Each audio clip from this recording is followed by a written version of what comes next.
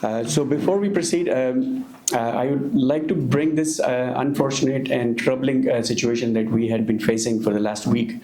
Initially, we planned this event in the library because it's an event of a community interest. It is dearest to our heart, the struggle and effort and heroic contribution of doctors in the community and healthcare. No one knows better if they have gone through any of the health crisis or any situation in their family, how important it is to have a family doctor or a healthcare person nearby. And this was our motivation to bring this to the light of the people, that this precious community, this precious segment of our community, which we call healthcare workers and doctors, they have been attacked in Gaza just for doing their job. The hospitals are attacked, their doctors and healthcare workers are abducted and kidnapped and tortured and murdered. And there is very little exposure to the world on this kind of unbelievable, unimaginable atrocities happening right in front of our eyes, and media is showing everything, and then we just see it and we turn away. So we wanted to do something about it. And we believed this was an event and information that is beneficial to the community. And we believed Belleville Library is the place where we can host such a thing. And they did. They initially signed up an agreement on March 3rd that yes, this is cool, you can have this event over here. On March 17th, something mysterious happened and the event was just canceled, just cold dropped out of nowhere with no explanation at all whatsoever. The only explanation is that we have a right to cancel the event at any time, and that's written over here in the agreement, you signed it. So just deal with it. So this was outrageous and kind of just felt like that I've been shut down, our voices are not being allowed to be exposed or heard, and outrageous as it is, we didn't want to drop this, and we continued to proceed another event or venue, as you probably know, 250 Sydney Street.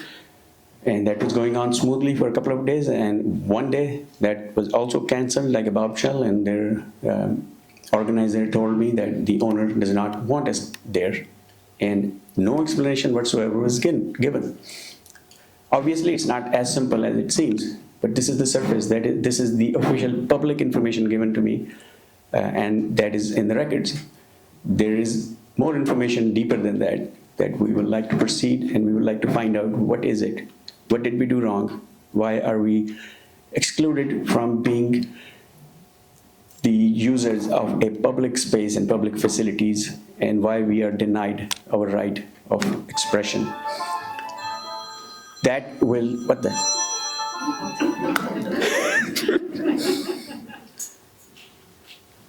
So one of our speakers is calling me. I'm going to, I never do this, but Mesa, if you are on the Zoom, I'm sorry, I had to drop your call, but carrying on. So that's a brief background for you who have all witnessed this and saw this troubling ordeal for the last week or so that we have been going through. And I truly appreciate from the bottom of my heart that you just stick around and you just didn't give up, and you just wanted to find out where the heck it's going on, and then you found it and you are here. So thank you very much for that.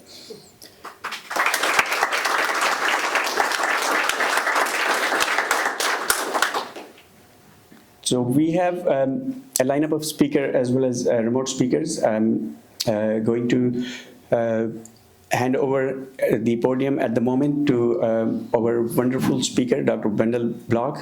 He's a family doctor in Tweed, and he will be our moderator, and he also, of course, a passionate member of our group called Belleville for Justice and Peace, and he is going to take over from here. Dr. Wendell, please come here.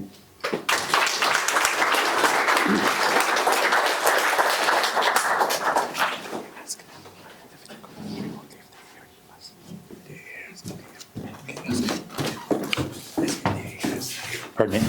Ask if the remote people can hear us. Oh, okay. First of all, can the people watching and listening remotely hear us okay?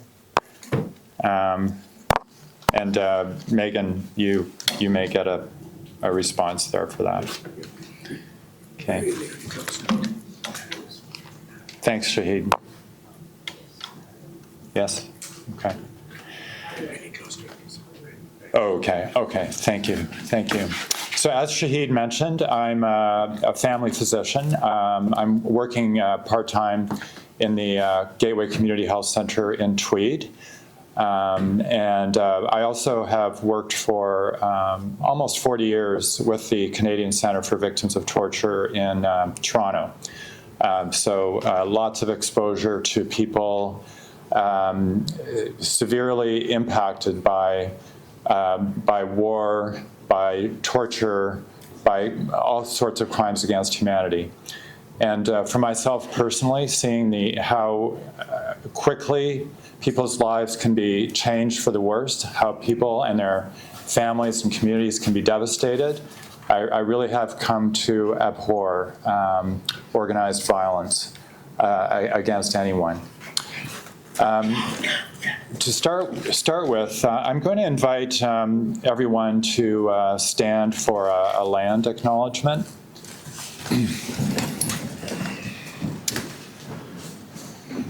I'm going to start with the City of Belleville acknowledgement. I want to really ground this event in Belleville and our local community. And as Shahid was saying, it's so great to see everybody who's come out for this event. It's easy to feel isolated and helpless with all the things going on these days. So it is the City of Belleville acknowledgement to start with. The City of Belleville acknowledges we are meeting today on the territory of the Huron-Wendat, the Anishinaabe, and the Haudenosaunee people.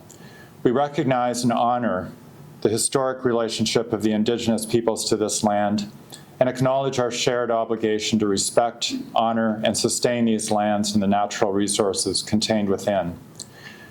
We recognize all First Nations, Métis, and Inuit who call Belleville their home and support the need for cultivating a strong relationship with them. We look forward to fostering a path towards reconciliation and show respect for the Indigenous people who first lived and currently live on the land where we now all reside together. I'm going to go on. We go on beyond this city acknowledgement to acknowledge the history of systemic violence and genocide Indigenous people have experienced at the hands of British, French, and Canadian governments and people. Processes that are ongoing to the present day. As Chief Murray Sinclair reminded us, everyone living in Canada is a member of a treaty. It is the responsibility of each of us to know our history and to work with Indigenous people towards a just society. Western attitudes and systems that devalue the rights and human dignity of Indigenous people are the same as the attitudes and systems that devalue the rights and human dignity of Palestinian people. Attitudes and systems most cruelly enacted on children. I'm going to invite everyone now to pause for a minute of silence to honor the lives of Indigenous children who died in Canada's residential schools, and to contemplate the more than 200 Gazan children who've been killed by Israeli attacks in just this past week alone.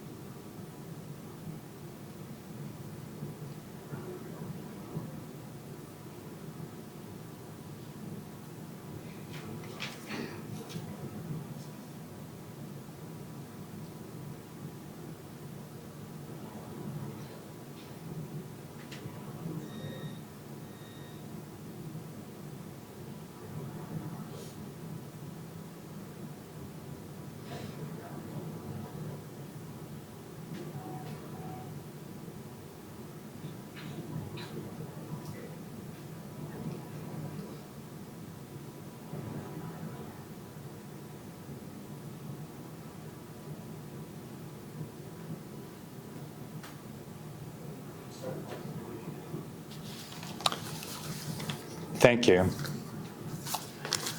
I know Shahid said, I was going to be a speaker, but I'd really like to give most of our time to, oh, you may be seated.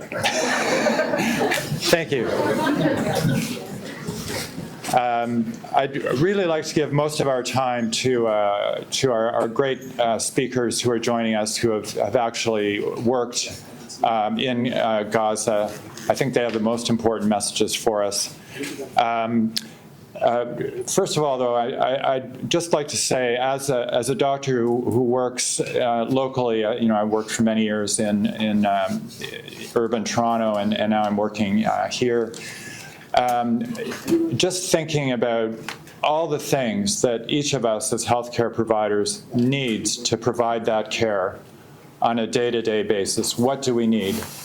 First of all, we need each other. We need people, professionals who are well-trained, who know their skills, who care about their work, who care about their work, and who show up every day.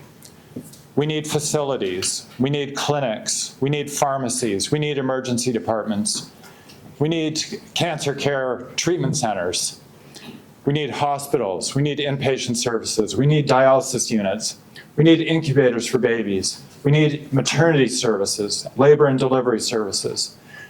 We need public health organizations that can deliver immunization programs. We need a lot of engineering and social infrastructure to deliver clean water, sewage disposal. We need agricultural systems that can deliver food to nourish our patients, ourselves. We need opportunities for people to recover or cope with the illnesses they have, or to recover from the injuries that they have. What does that involve? It involves all kinds of supplies. It involves healing relationships, healing supports.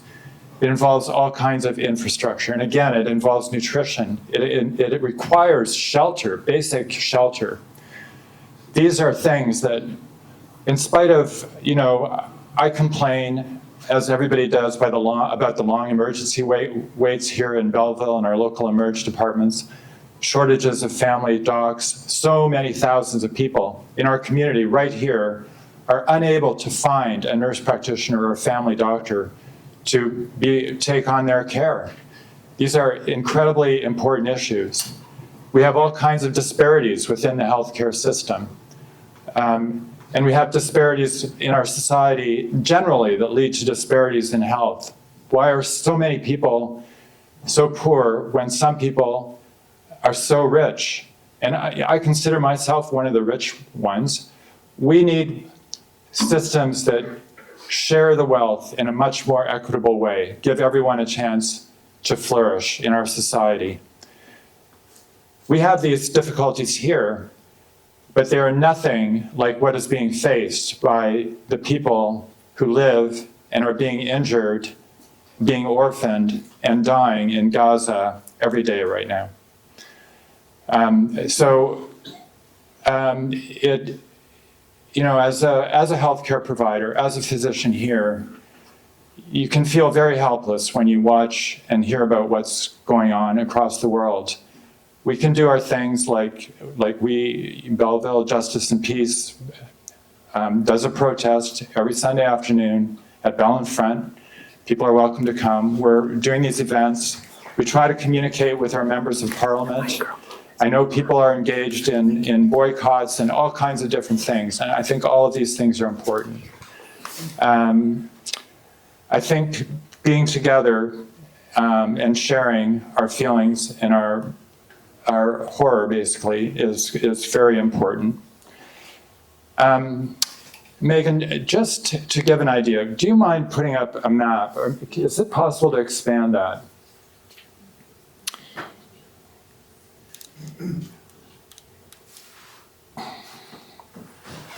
This is Belleville. And sorry about my tremor. There is Trenton, Belleville, Marysville, Corbyville up here, sorry, get away from the mic. Now, can you transpose a map of Gaza? Okay, this is the same scale.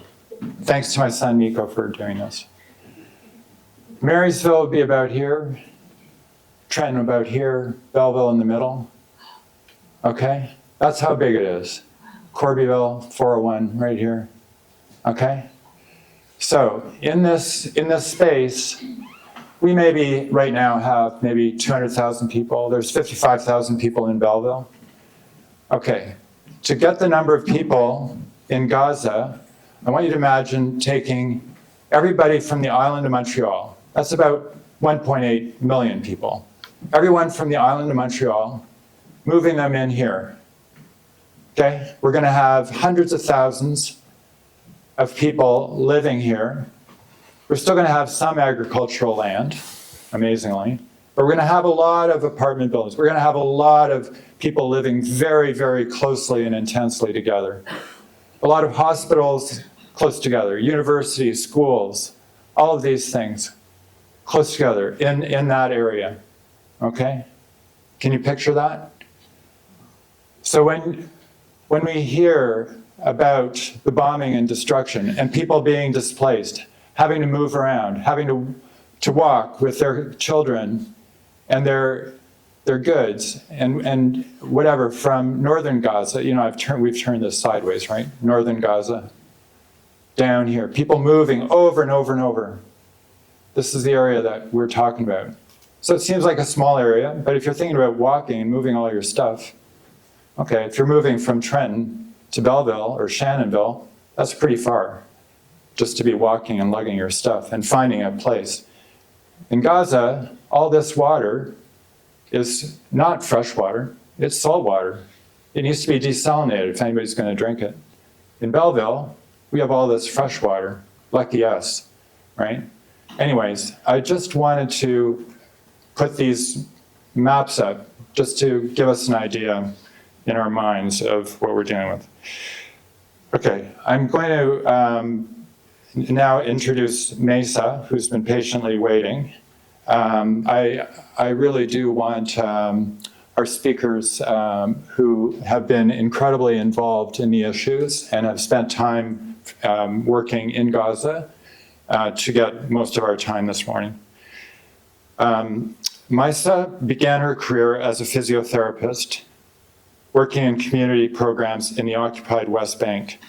She has extensive experience in community development, inclusive education programs and microfinance, and has led multiple initiatives aimed at fostering sustainable growth in Palestine. Currently, Misa serves as the Director of Strategy and Global Partnerships at Doctors Against Genocide. She's also the founder and CEO of ScaleX, a firm dedicated to helping organizations scale by building equitable and sustainable structures. Misa, the people of Belleville welcome you, and we look forward to hearing you. And you'll have about 15 minutes. Thank you, everyone. Thank you so much for putting this event together. I know you've gone through a lot of hurdles to get us here, and I appreciate everyone's dedication and relentless effort to make this happen. So I just want to start by saying Assalamu alaikum. May peace be upon each and every one of you. I'm a Palestinian living on the unceded traditional and ancestral territory of many indigenous nations, including the Huron-Wendat, the Haudenosaunee, the Anishinaabe, and the Mississaugas of the Credit, now called Toronto. I'm also a member of Doctors Against Genocide, and we are a global organization committed to preventing genocide, advocating for justice, and protecting healthcare workers and patients everywhere in the world. It is our pleasure to co-sponsor this event and be in the company of principled voices. And first, I want to thank everyone who showed up today. I know it has been a challenge for making it happen. So thank you so much for refusing to look away. As a Palestinian, your presence here is not just a gesture of solidarity, but it really is a loud declaration that you will not be complicit in silence and that you will stand where others have chosen to fall.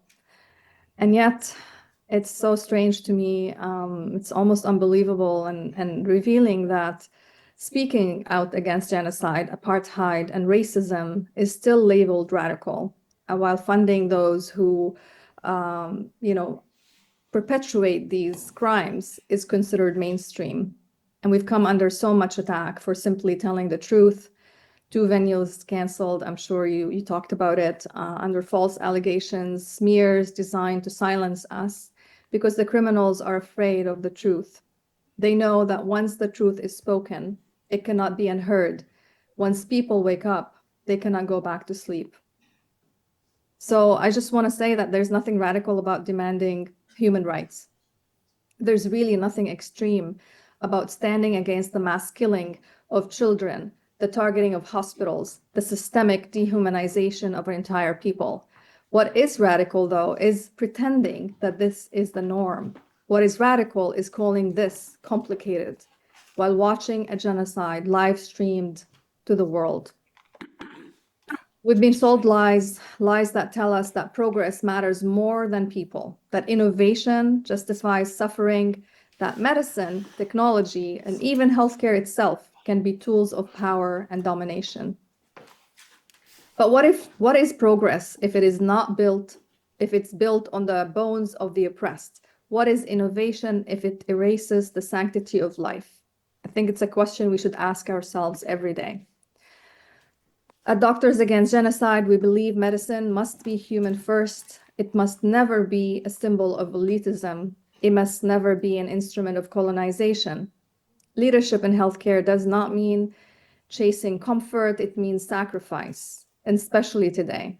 It means amplifying the silenced and means using our privilege, whatever we have of it, to protect those under attack.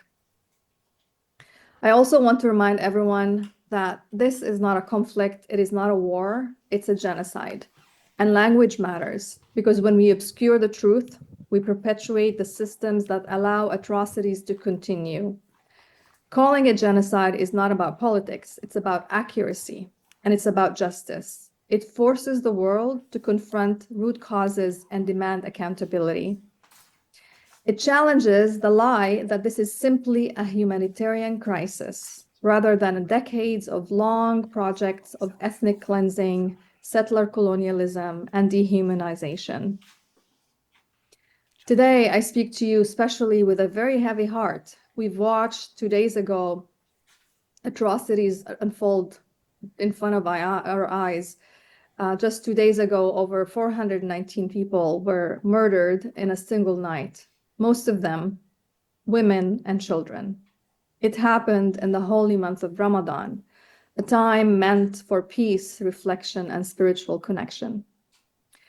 This massacre took place after 2 weeks of total blockade.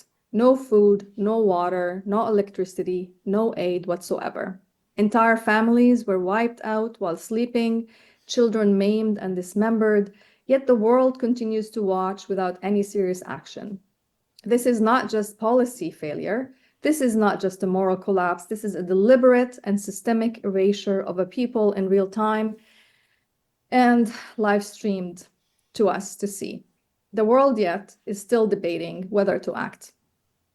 As we witness the rise of fascism globally, where truth is punished and justice is criminalized, our collective voices must only get louder, and we are not the fringe. We are the front line of humanity's conscience.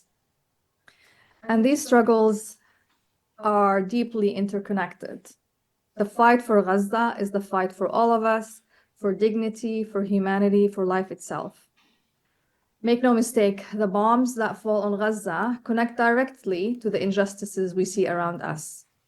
When billions are spent on war, shelters go underfunded, unhoused people freeze to death on our streets, and we allow unimaginable levels of harm on the most vulnerable population among us. When we allow genocide in Gaza, in Congo, in Sudan, and in other places around the world, we normalize apathy here at home. When healthcare workers are murdered in Gaza, we must ask, what does our silence really enable? We must always honor the doctors of Gaza, the ones who stayed when the bombs fell, like Dr. Loh, who said, if I go, who treats my patients? We must honor the ones who were abducted, tortured, raped, and murdered, like Dr. El-Borsh, who was killed for daring to care. And we must not forget our colleague and friend, Dr. Hussam Abu Safieh, a pediatrician who stayed after losing his son, his colleagues, his entire hospital. His mother passed away without knowing if her son was still alive or not. Today, he and over 400 healthcare workers are still illegally detained in Israeli torture camps. Why? Because when the goal is dehumanization, the very act of saving life becomes a threat. And that's what we're up against. An empire that wants us gone, nameless, faceless, erased, and still we resist.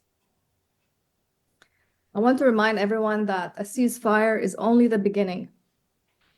It's a necessary first step, not the destination. True peace demands justice, accountability, and the dismantling of the structures that made this genocide possible.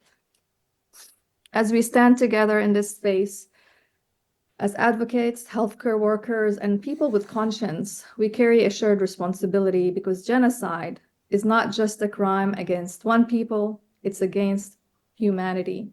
To remain silent is to betray the oath to protect life.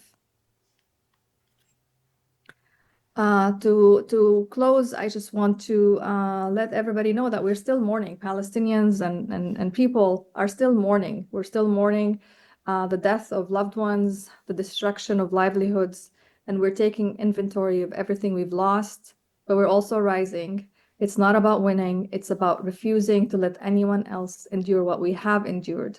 Our grief is sacred, and it fuels the fire for justice that cannot be extinguished. There's something I want to share with you. Maybe I can share it with the organizers to share with the group a petition that we just launched to demand several things from our government, especially in the light of the elections. We want an immediate and permanent ceasefire, a two-way arms embargo on Israel, supporting justice through the ICC and the ICJ, urgent humanitarian aid to Gaza, protection of healthcare workers and medical institutions. We need our government to recognize that this is a genocide, and we need them to evict Israeli diplomats. We will not be silent, we will not be erased, and we will not stop. Thank you, Free Palestine, and Salaam Alaikum.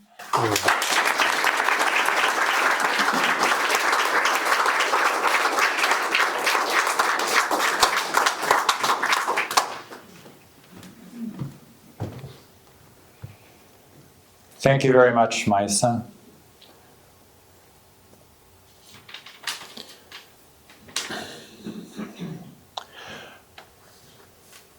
Our next speaker is Amy Leah Porter.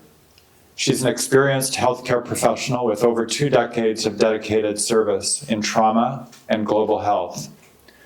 A Canadian-trained nurse with a master's in global public health from the University of Manchester, she's worked extensively across numerous countries.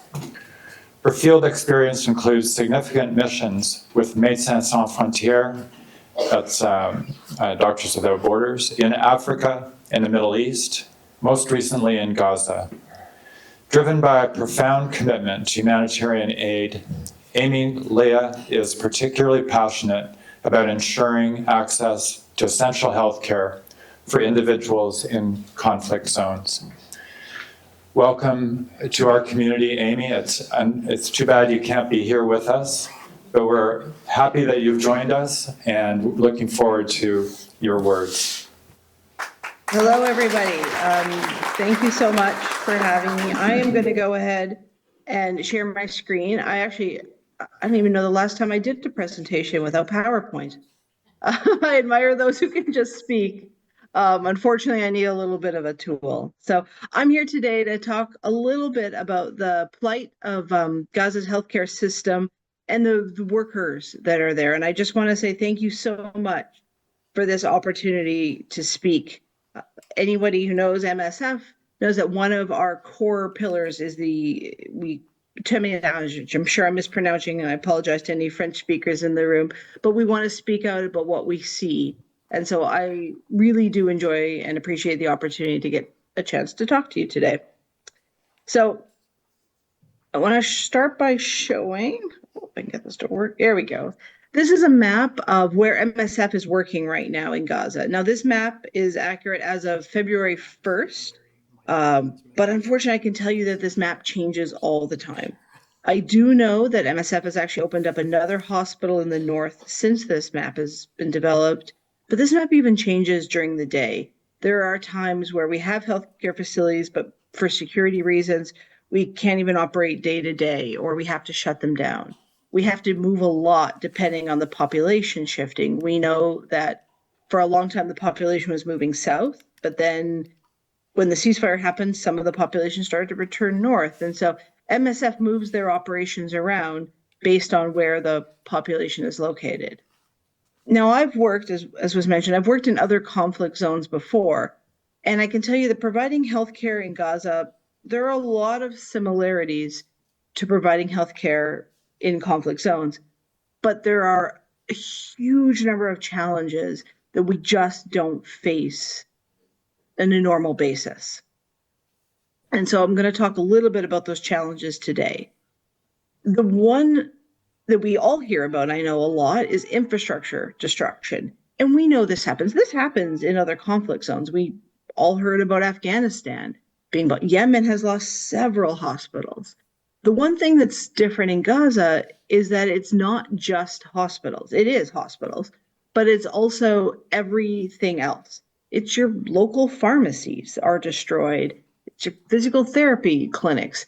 Everything is just gone and completely gone in a lot of cases. This is Nasser Hospital in Khan Yunis. This happened while I was there last year. This was about 11 kilometers from where we sleep. The hospital was surrounded. It was taken over. It was bombed. It was not completely destroyed. And I can tell you that at present, it is open back up again and partially functioning. However, during this period of time, a lot of healthcare workers were taken into custody by the IDF. A lot of patients died. It was a really, really tragic time. This is actually Al-Shifa Hospital, pardon me, in Gaza City. And I was never here. I was not allowed into the north when I was in Gaza. But I put this photo on here because I think everybody has this hospital in their local cities, right? We all have that really big hospital that you go to if something's really bad or if you need a really big specialist or something like that. We call them quaternary or tertiary care facilities where we send places to. This was Al-Shifa for the region. And the loss of Al-Shifa was a huge, huge loss to Gaza. Now, when I was working down in Rafah, I remember particularly Al-Najr Hospital, which was a hospital right in the south of Gaza. That hospital has, I just confirmed it a minute ago, has been completely destroyed. But I met so many surgeons from Al-Shifa Hospital here who just showed up because they're like, we want to help and we want to do something, but we have nowhere to go. We want to operate. So there's a lot of people there just sort of looking for the ability to help. And it's not just hospitals. I mean, that's obviously a really big thing, but all the little things that we take for granted. I wanted to put these photos on here because I think they really illustrate the point. MSF, and this is close to the start of the conflict, MSF had 5 of these marked vehicles. Now MSF slaps their logo on everything, let me tell you. We wear the logo, got it on now. We put it on all our vehicles, it's on the roof, it's on the sides. These 5 vehicles were parked outside of the MS office. They were empty, clearly labeled with the logo, and they were struck by Israeli bulldozers. Bulldozers came in and just deliberately destroyed them. After they destroyed them, they set them on fire. And I heard all of this from one of the witnesses who was there, who was one of our drivers. And they were told, like, these are not related to anything. These are MSF vehicles. And nobody cared, and they destroyed them anyway. Now, normally, if we were home, we just go to the dealership and get another car. And, it's unfortunate. We can't do that there. We can't get things like this into the country. Getting something like a new vehicle across a border like this is virtually impossible. So the destruction of something that we use every day to move not only staff around, but all of the supplies and stuff was really, really hard. This was just a needless, deliberate attack on healthcare workers, again, in violation of the Geneva Convention. And then, of course, we know about supply issues. This is a photo that I took. When I went into Gaza, I actually crossed in at Rafah, at the Rafah crossing, before it has been destroyed. So I came in across the Sinai Peninsula in Egypt. And for several kilometers, there are hundreds, if not thousands of trucks lining the roads waiting to get into Gaza. Now, we don't have time for me today to go through the whole process of what it took at that time to get a truck into Gaza with the X-raying and security, but I can tell you that we were not seeing these trucks coming across. And these trucks hold the medical supplies we need, they hold medications, but they also hold food and blankets and tents and everyday items of stuff we were trying to get in. I don't think you can see it in this photo, but I would see, I didn't see our logo when I crossed, but I did see ICRC and I did see World Central Kitchen logos on trucks, plus just regular supply trucks lined up, not coming in. When I was there, at one point we had a 10-day period where we did not get any supplies into the country, including food, and really including coffee, which became a huge problem for a lot of us. But now, I last heard March 3rd, they haven't had anything cross the border since then. And it's 22nd, so twice the amount of time. So it's a huge struggle.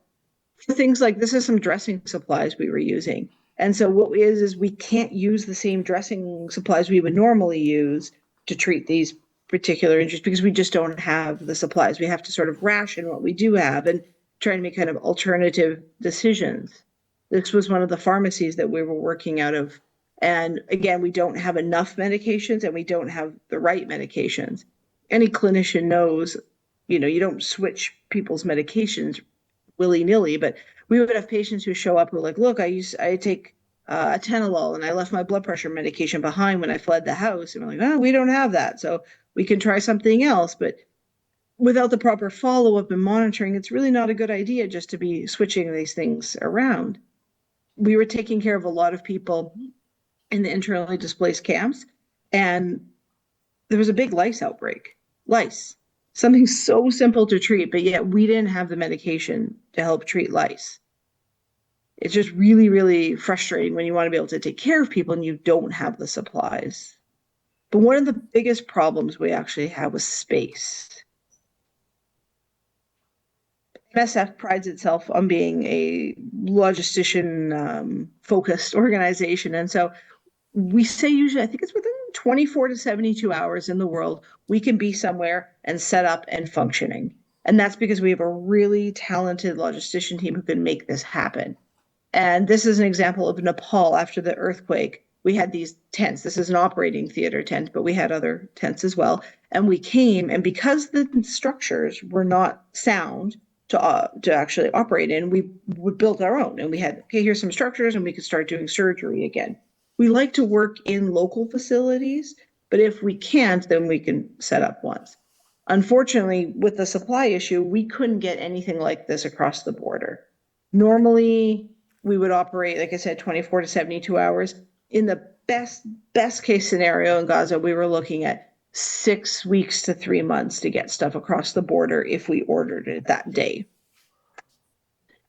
But even if we did get them across, where are we going to put them? This photo was Rafah. I took this photo. I don't think this photo could be duplicated today. I think most of Rafah has subsequently been destroyed. But if you can see, there's just nowhere to put a tent. Those buildings are full of several families living in each floor at any point in time, or there's tents set up everywhere. At that time, Rafah was holding a population of 1.7 to 1.9 million people in just this teeny little area, like a really teeny part of an already teeny strip of land. And so we didn't have anywhere to open up a structure. But all of these people that you see here, they needed primary health care, and they needed some sort of healthcare option. And so we actually opened up trucks. We opened up box trucks, very similar to these two here. And through these trucks, we would see patients. The truck on the left, we actually ran dressing changes. So a lot of these patients who had received wounds either from the war or just regular diabetic ulcers had nowhere to have them cared for. So we took care of them here. And the other truck, we had some physicians, and they would see patients every day to try and get little things taken care of. I ran out of my medication, or I have a UTI, or things like that. So this is what we did for our primary care clinics. But as you can tell, a healthcare system like this, it's not enough. I mean, one of the biggest problems you have in any conflict area, whenever you have any destruction to the healthcare system, is you have too many patients. That is so, so true for any healthcare in Gaza. This is a deceptive photo because it's empty. This photo was the maternity room that we were running in Rafah at the time. Again, it was the only maternity option for southern Gaza for that population of about 1.8 million people. Now, it's really clean and empty here because they just had a sewer spill. And so this is after it was cleaned up before we reopened again. In this room, women would come to give birth. After they gave birth, they were discharged in 2 hours. If they had a C-section, they were discharged home in 6 hours. And when I say home, I'm referring again to those tents or those structures that I showed you, overcrowded with brand newborn babies. We did not have the ability to take care of them properly. At one point, one of the midwives I worked with was telling me they had 2 women giving birth at the same time on the same bed. There was no space to put anybody. This is Alexa Hospital. I worked at this facility, and this is what was actually taken by my colleague, Karen. I've worked in emergency rooms in many countries, huge trauma centers in the US. I've worked in the Middle East. This was unbelievable. I've worked through many mass casualties. At Alexa Hospital, they were seeing 12 to 15 mass casualties a day. And obviously that number changes, but that was an average day. This right here is an average day. People would come in, ambulances would come, they would just drop people on the ground. It was, no one would know who they were or why they were there. Patients were sharing beds, unrelated incidents, unrelated patients. Stretchers, if we had to move somebody to the operating theater, they would try and use a hand stretcher, or if they found one with wheels, it never had a mattress. It is just absolute complete chaos. And even back to our trucks, like I said, we were seeing 450 to 500 patients a day through the back of a box truck. And all of these people would come so early and they would line up as soon as the sun was up. And at the time, it was freezing. It's hard to tell, but right behind that kind of wall there is the Mediterranean. So the winds would come off the Mediterranean and be so cold. And we had no power, no electricity. So trying to take care of people in the back of a box truck, you have to have the doors open so you can have some light. And then it was just freezing to try and get them even just a little bit of care. But the results of a healthcare system that ends up in this complete and utter disarray is that healthcare overall is just not available and it's not accessible to the population. This is a little girl we did take care of in a structure we were able to build at one point. She had been injured. She had a femur or her leg bone fractured really badly, and she was taken care of in Gaza City. Months before, they put an external fixator device on. Her wounds had healed nicely, but the hospital was attacked and she had to flee with her uncle because the rest of her family members had passed away, and she had no follow-up care since then. So she's really cute and smiling in this photo. And this is one of my favorite photos because the weeks before when she had come in, she was screaming, "Let me die," when they tried to move her onto the bed. But our physical therapist worked with her and they were able to get her up to the point where she could stand. Anyone here who's had surgery knows that you don't have surgery and then let's go home, right? There's always some sort of follow-up or something that you do, but it just wasn't available.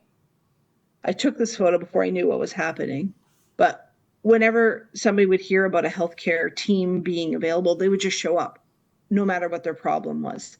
And on this donkey cart is an unconscious man who fell and had obviously suffered some sort of closed head injury.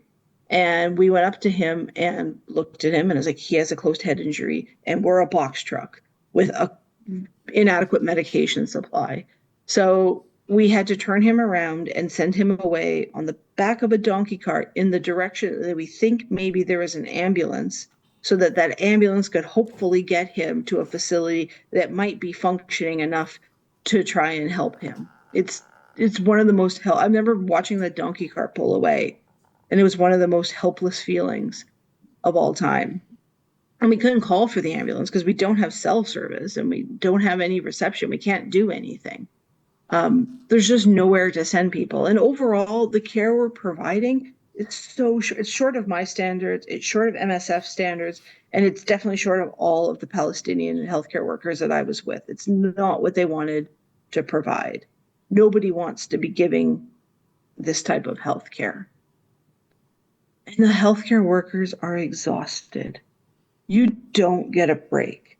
I mean, when I was there, I worked every single day. That was for a few weeks, a month or so at a time. They don't ever get this. This is their life. They get up every day and they work. And your nights, you don't sleep at night. I think here I have a little video. This is what it sounds like at night. I want you to listen to this video. I'll just play the second video. Listen, first you'll hear a really high-pitched whiny noise. This is surveillance drones. And we had surveillance drones 24 hours a day over top of us.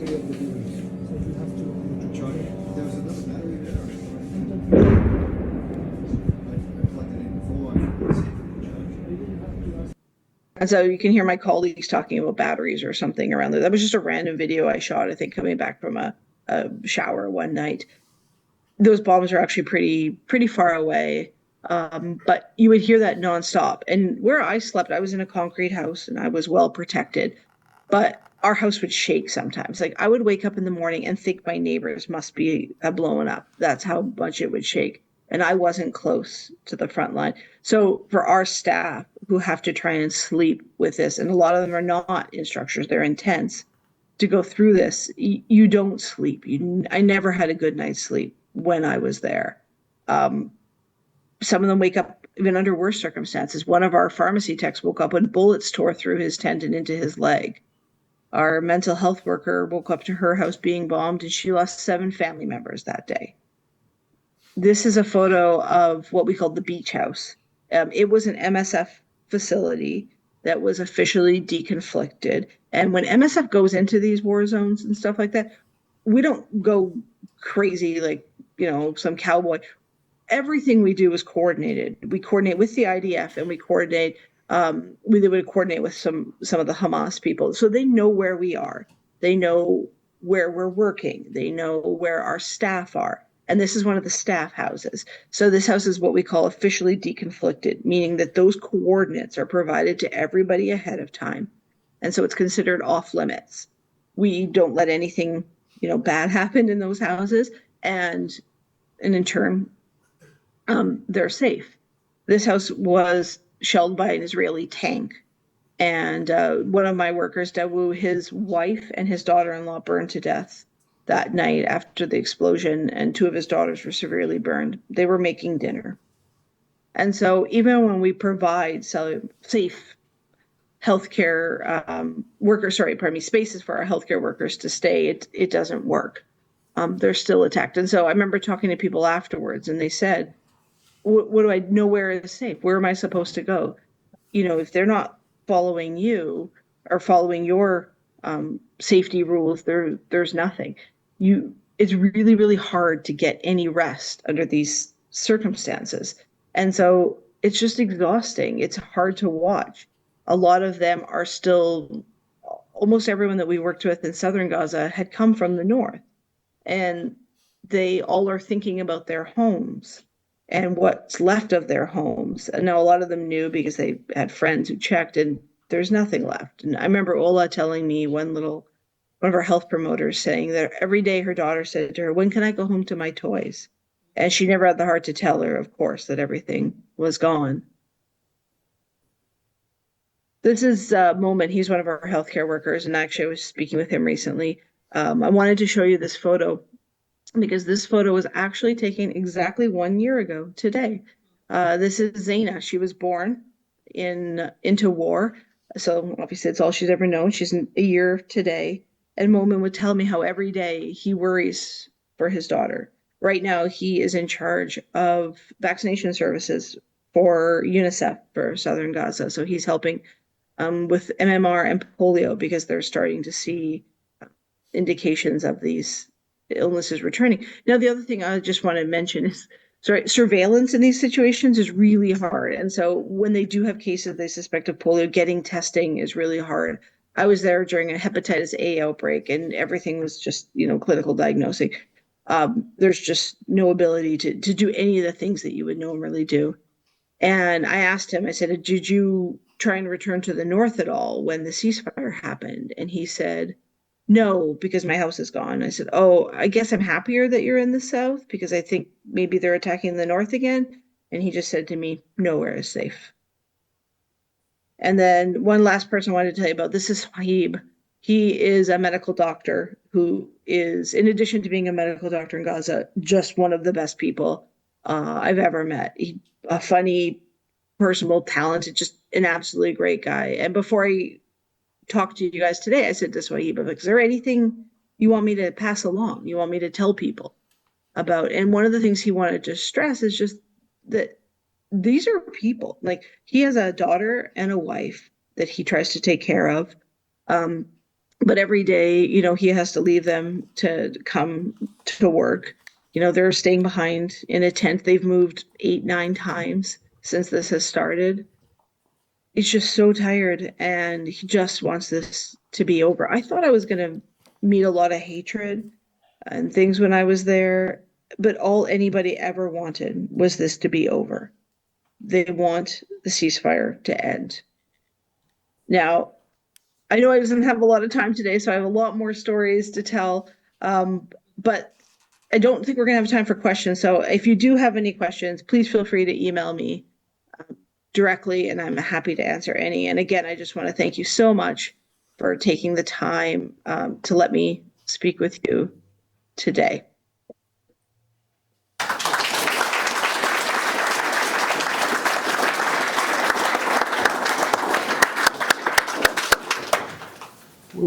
Thank you very much, Amy.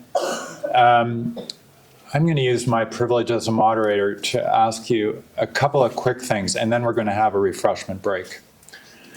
Amy, you mentioned about the shortage of supplies and things, and we often hear in our news reporting, we hear about people being killed, but so many more people are severely and painfully injured. That burns, we know there's multiple amputations required. How does that caring for those folks actually work? And how do you deal with managing pain? Pain's really hard. Obviously anything that so in surgery, we had, at the time, we had some medications, some controlled medications that we could help to use to control pain. This is one of those great cases of a lot of alternative pain remedies. I mean, I don't think they're using laugh therapy or anything, but we would do, with a lot of like splinting and things like that. We don't have the ability to send people home with any sort of adequate pain control whatsoever. Even something simple like there's no ice. It's got electricity to make ice for I know after I had knee problems, the ice was my saving grace more than anything else. Because again, you're right, we do hear all about the killings and things like that, but and that's awful, obviously, and shouldn't happen. But it's the long-term things. People just live every day in pain. That little girl, when she started crying and wanting to die, every little bit of her moving, her family couldn't bring her every day for physical therapy because they had to carry her down the stairs of where she lived. And they were pushing her around in a stroller. She was 9 that she didn't fit in because they couldn't move. And of course, the stroller is going across these bumpy things. And so every little movement was causing her excruciating pain. And we have no options and no remedies for this. They did have, the actual government had some regulated, some controlled medications at the time when I was there that they would like disperse that we could use in the hospitals. But other than that, for dressing changes, no, you would just hear screaming. We would try and wet them down as much as we could before removing them. Same thing with all of the burn patients. Nothing compared to what we would do anywhere else in the world. I mean, before this, they were actually doing a pilot project. MSF was doing one in Gaza where they used artificial reality and VR headsets to do pain control or distraction therapy for burn dressings in children. And they were doing a whole paper on it. And I remember having one of the burn nurses ask me, I said, is there anything I can get you? Anything I can help? And they said, can we get those virtual reality sets back? And I was like, oh God, no, absolutely not. So it's a huge problem, and it's one of the many problems on the long list of things that are not adequate. Thank you, Amy. Well, it's a lot to absorb. And again, I want to thank you, Amy, and Maisa. I don't know if Maisa's still on the call. I know many of you are observing Ramadan, and here we are meeting in a mosque, and you are hospitable enough to provide food and refreshments for those of us who are not fasting today. It's very kind and generous of you. I'm going to invite everybody to take a break, meet your neighbors, have some refreshment, and then we'll resume in about 10 minutes.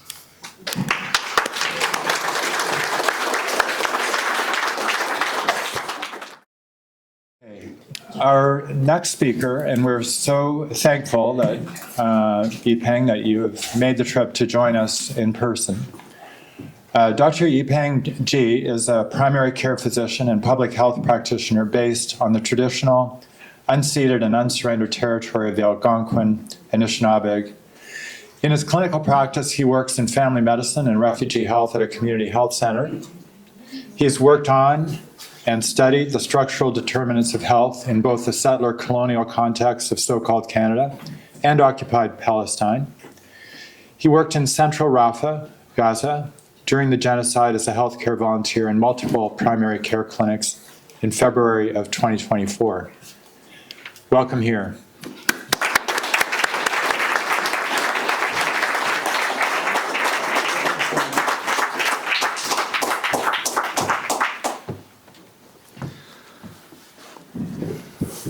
Thank you all for being here. You could be anywhere on this Saturday afternoon, and you're here. So thank you for sharing some time and space together.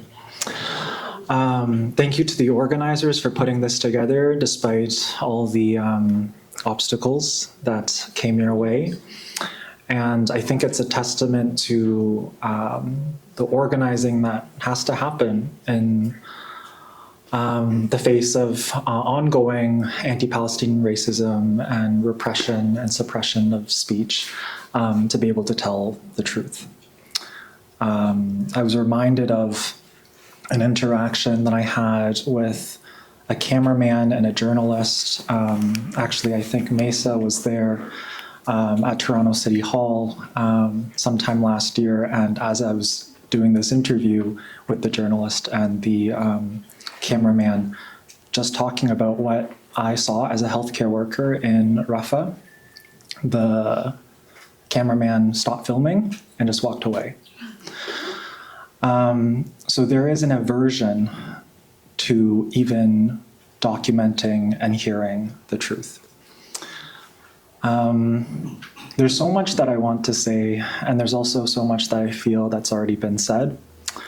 But I think I will start by sharing a little bit about why I'm before you, and then I just want to share something that I read in this book by Mohammed El-Kurd, a Palestinian poet, activist, writer, scholar. But as someone who's studied settler colonialism on this land that we're gathering on, I've worked in, with, and in community with Indigenous folks on this land, like including in the north, where I realized earlier with Dr. Wendell Block, like our lives somewhat cross paths in Nunavut, but we only properly had a chance to chat today. Where in Ottawa, where I live, which is unceded Algonquin Anishinaabe territory, there's a system of colonization and oppression of Inuit folks in the north, where there are major health inequities.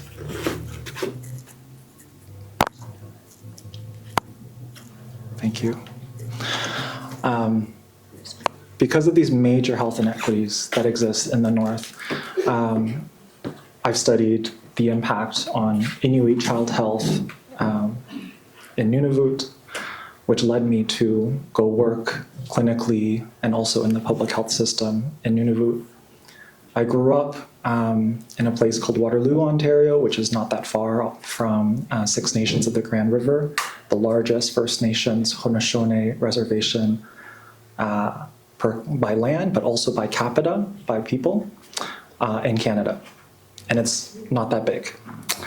And so understanding that system of medical apartheid, where the delivery of healthcare is incredibly disparate based off of who you are on this land, if you are Indigenous, for example, if you are Black. This system here is deeply racist and colonial. And so having studied that and studying the impacts on Indigenous health, I stumbled upon Palestine because it's the same structures of oppression, that of capitalist extraction and colonial and Western imperial interests, for why Canada also, as a settler colonial state, continues to support Israel as a settler colonial state in doing what it's doing to the Palestinian people in Gaza. So I think we can listen to these presentations as to why healthcare is being under attack, or delivering healthcare is so incredibly difficult under conditions of genocide.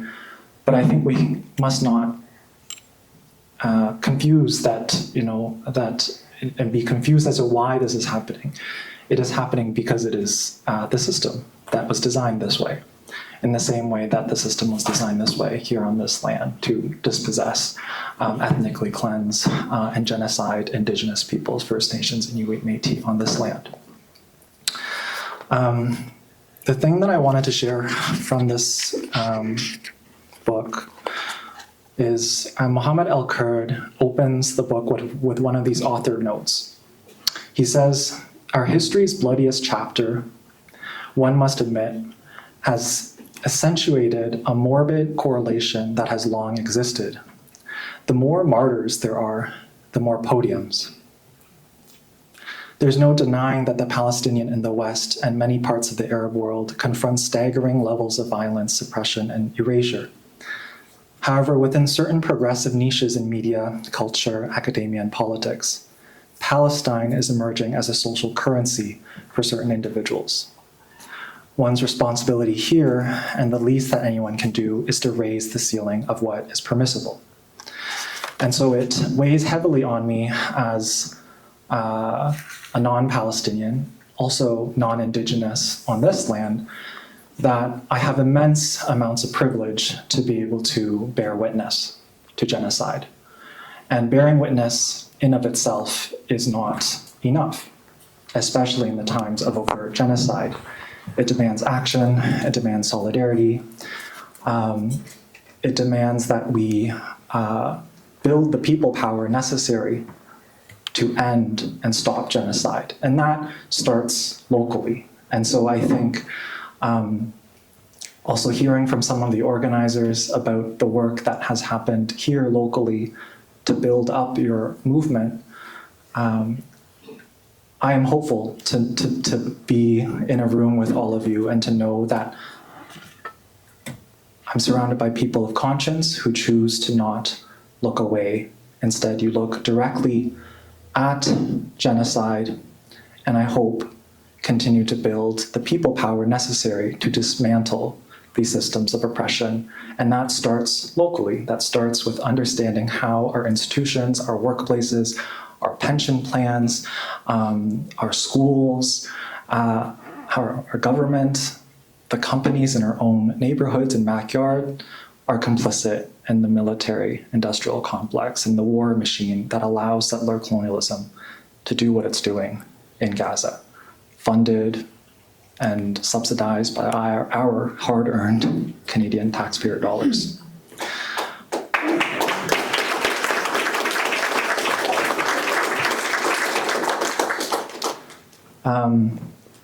This slide here showcases a report that I had the privilege to contribute to that outlines that healthcare workers who have bared witness to genocide in Gaza are also human rights defenders. I would be remiss to not, acknowledge that the most overt and horrific form of suppression and repression of speech is the slaughter of thousands of healthcare workers in Gaza. That is the most overt form. But for those that live in the West, whether it be Canada, the US, the UK, we've had many healthcare workers practice and study in these locations, go to Gaza and return, that have faced repression, myself included. And we understand that repression as a part of the apparatus that allows genocide to happen right before our eyes. Once again, it is not by accident, for example, that this event had to change locations twice. It is by design because a system of domination by these forms of repression that I've already mentioned, capitalism, namely capitalism, colonialism, and by extension, Zionism as a form of colonialism on the Palestinian land and body since 1948, when the ongoing Nakba began, it is by design. And so we hoped that this report, including many other things that human rights organizations and people who bear witness on the ground continue to produce, shed that light to be able to tell the story of what is truly happening on the ground, but to really draw attention to the root causes of disease and suffering. And as Mohammed El-Kurd puts in his book, the major determinant of health for Palestinians in Palestine and the root causes of their disease and suffering is that of Zionism, by extension, settler colonialism. I reached out to a handful of healthcare workers of mine, some of whom kind of dropped everything that they were doing after the so-called ceasefire happened in January, even though Israel continued to break that ceasefire, and over the past few days has overtly destroyed that ceasefire. I reached out to them over the past few days to kind of ask them what to share today, because I think it's really important that you hear directly from them, and by extension, directly from the people on the ground. And it's been really challenging because some of the healthcare workers that I reached out to, they have worked in Palestine for many years, some of whom worked during the genocide last year, also when I was there. And the things that they've seen in the past few days alone is indescribable and incomparable to anything that they've seen even in the past year and a bit.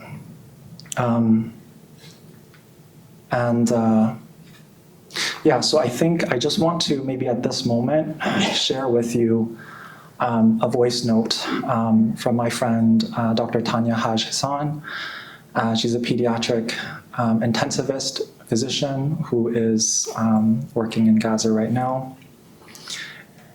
And I think she summarizes well what I've heard from the other healthcare workers that I reached out to.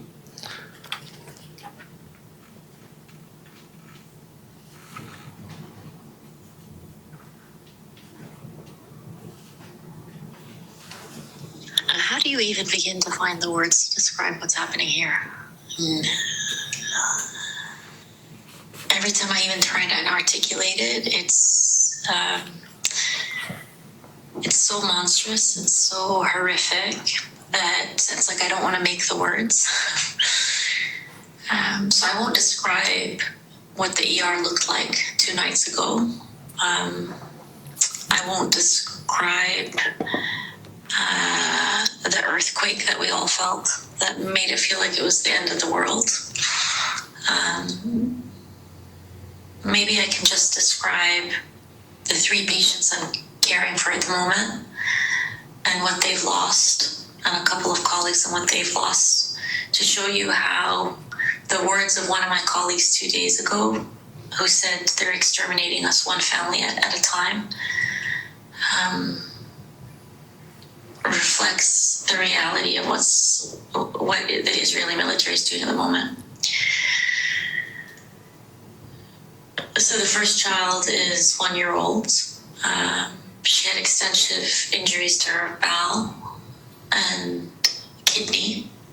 She underwent life-saving surgery, and first thing she did when we took her breathing tube out was cry, "Mama, mama." Her mom's killed. Her dad's injured.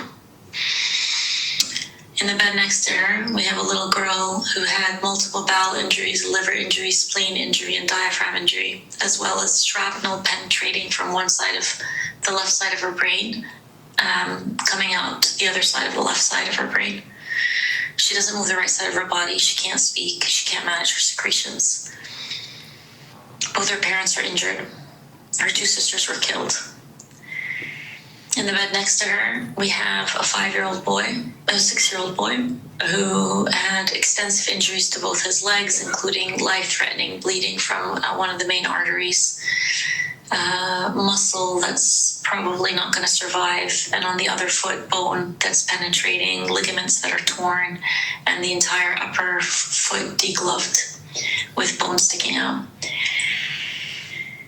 He also had swelling in his brain. He's awake now. He's doing great. Aside from his legs, he's speaking. He's asking for his family. Both his parents are injured, admitted into another building of the hospital.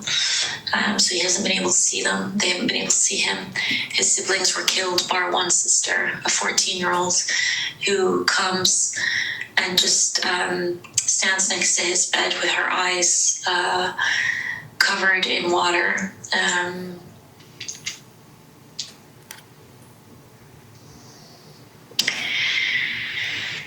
That's just the 3 patients I'm caring for at the moment in the ICU, the trauma patients I'm caring for at the moment in the ICU. One of my colleagues who lost 24 members of his family earlier in the genocide, just 2 days ago, 5 minutes after getting off the phone from his father, with his father, found out that his home had been bombed.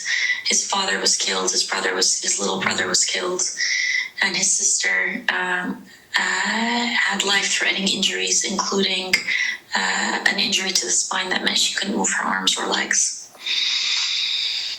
His mom and sister and brother, and I can't remember what other family members, but at least 24 of his nuclear and extended family members were killed earlier in the genocide, and now he's lost his father and his brother as well.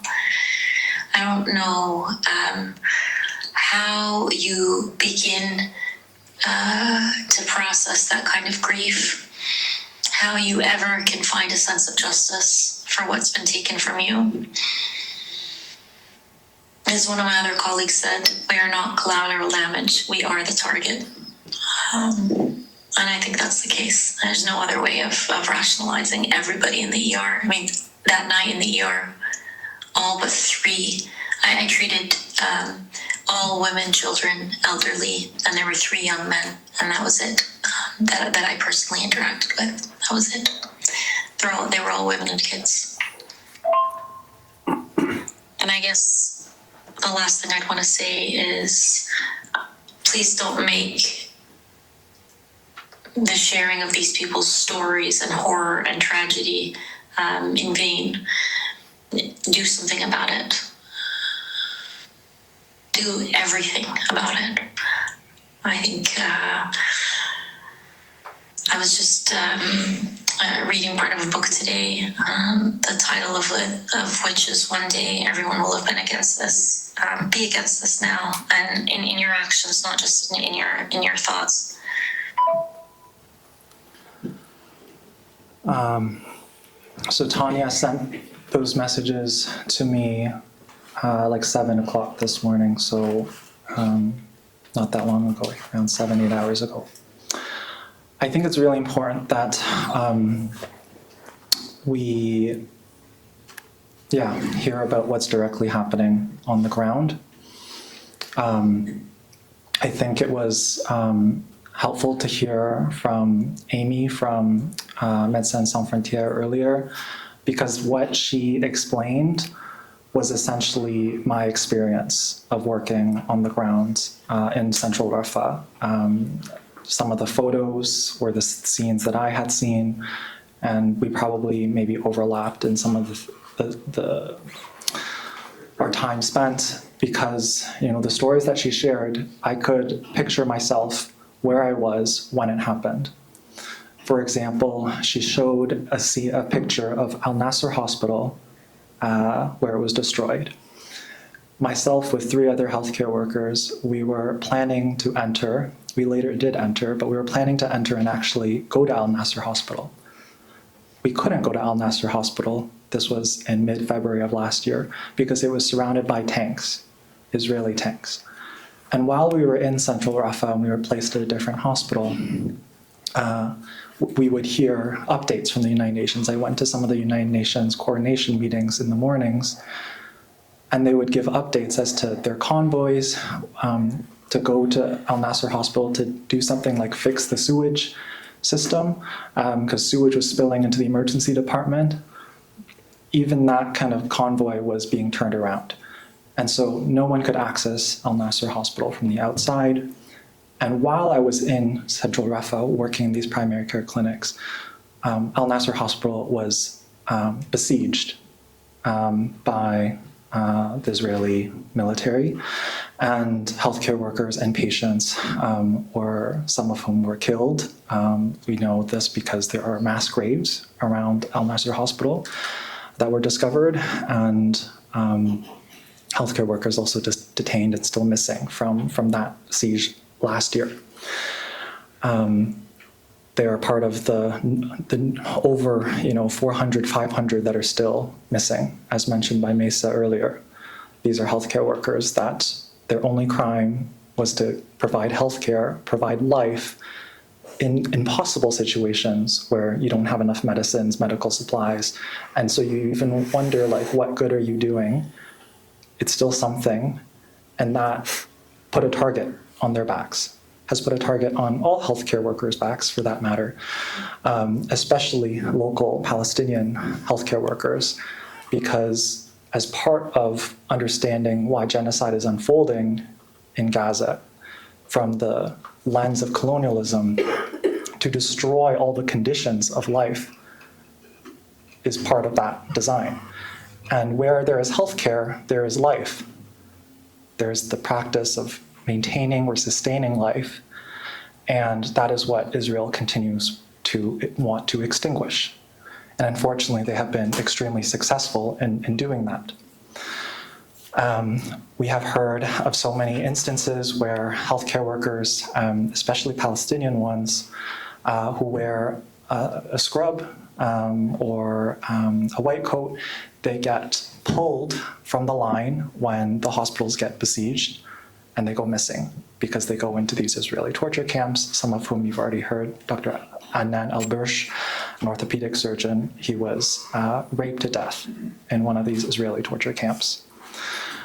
As I was in these primary care clinics in Central Rafah, as Amy already mentioned, there were hepatitis A outbreaks, there were wound infections.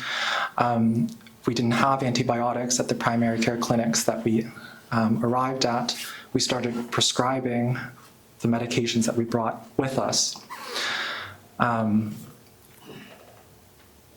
that wasn't what people also needed. People needed safety, people needed food, people needed clean water, people needed decent shelter, and none of these things were available because they were either being withheld at the borders or being systematically destroyed.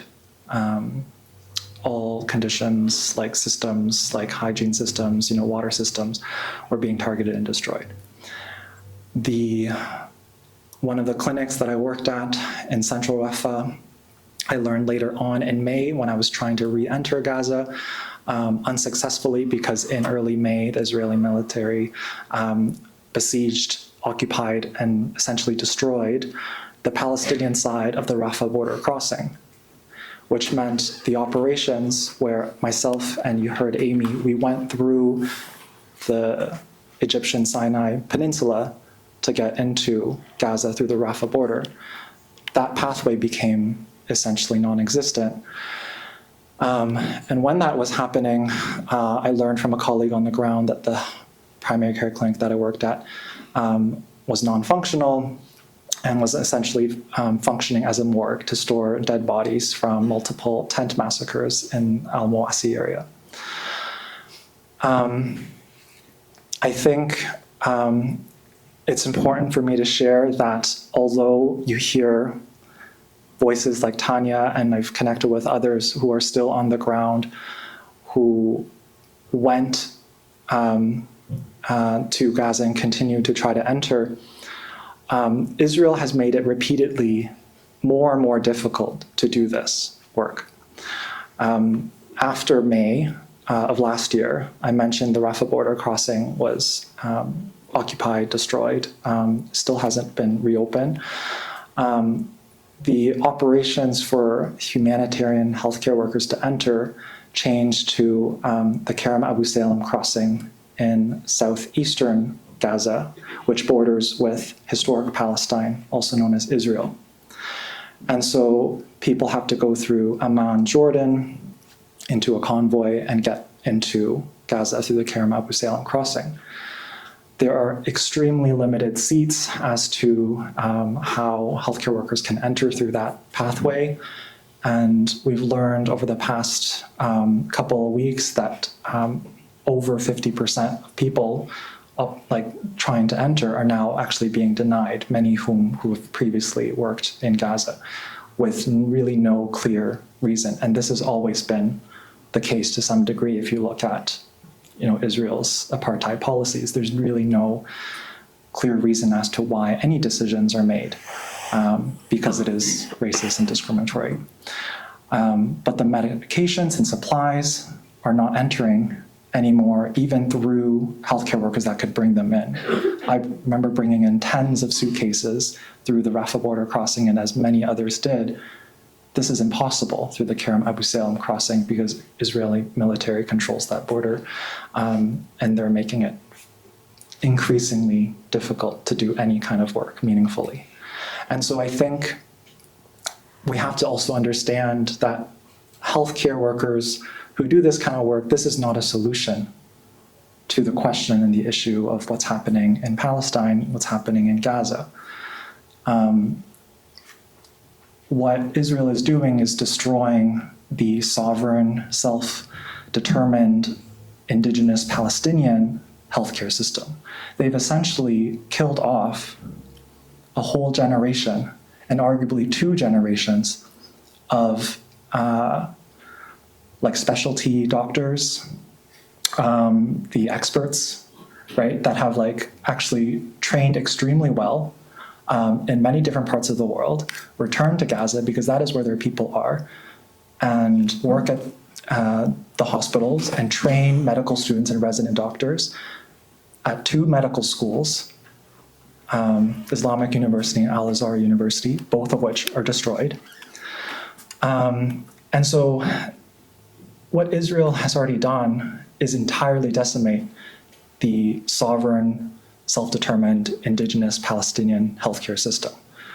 They do it by attacking the hospitals, they do it by attacking the ambulances, as you've already seen with photo evidence. They do it by going into these hospitals and cutting the ultrasound wires so that ultrasounds can't be used. They go in and destroy MRI machines. They do it by detaining nurses, doctors, anyone who looks like they're a healthcare worker. And by doing this, it is forcing the Palestinian population in Gaza to be more reliant on international humanitarian healthcare workers, which makes me think a lot about that system of colonization here and how the promise of things like education or healthcare was used to subjugate and dominate Indigenous peoples on this land, to justify their displacement, to justify destroying families and tearing families apart. When you think about the 60s scoop, when you think about residential schools, when you think about how even the Western institutionalized system of medicine has been deeply racist and colonial on this land, with the forced sterilization of Indigenous women, the nutritional experimentation on Indigenous children in residential schools. I think it's really important that we understand how these forms of oppression are deeply intertwined and interlinked. What is happening in Gaza, what is happening in Palestine, the experts in colonialism learn from each other. They export the things that they've learned. They export the policies and practices that the military in Israel uses so that the RCMP, the police in the West, can learn from these tactics of surveillance and repression. The technologies and military weapons used in Gaza, and they actually market it as field tested, meaning they've tested this on Palestinians, that gets exported around the world. And so when people in the streets, probably yourself included, are saying our freedoms are bound with that of Palestine, we are all freer, we are all safer when Palestine is free. It's not just a slogan, it's not just a chant, it is the reality, it is the truth. And that is why the dominant social order that is maintained by capitalism and colonialism and imperialism will come down with such a heavy hammer to shut down anything that challenges that status quo. I think there's so much more that I want to say, but I'm cognizant of the time. I hope we can also have dialogue and questions, but ultimately it is the people of conscience, yourselves, that will change the world. It's the only thing that ever has. Rights in any part of the world are really not just handed to people who are oppressed. They are always fought for. People always persist. People always resist in all the different ways that are necessary to be able to free ourselves of these horrible, horrible, evil systems that only know death and destruction. And we really have to think about what systems that are life-affirming can really look like. And that starts locally. And I think it's really important that we recognize the work that we have to do for each other, for our neighbors. I think about just this week, in Ottawa, we hosted an event with a popular, education collective that I formed and I'm part of, with other like-minded people that I met in the Palestine, organizing space, is the attacks on harm reduction, the attacks on supervised consumption sites, and how that rhetoric and policy of dehumanization for people who use drugs is part of a larger fascist movement to scapegoat very real economic, political issues, but to dehumanize very specific groups of people to get easy political votes or wins. So with this upcoming federal election, we also have to really understand how to hold these politicians accountable and fight against all the forms of dehumanizing rhetoric and politics that is threatening so many different communities,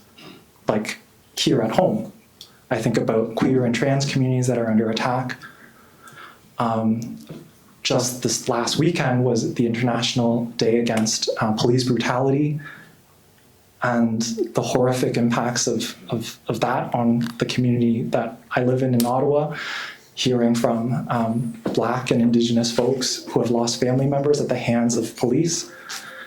We have to understand that these forms of oppression are interconnected.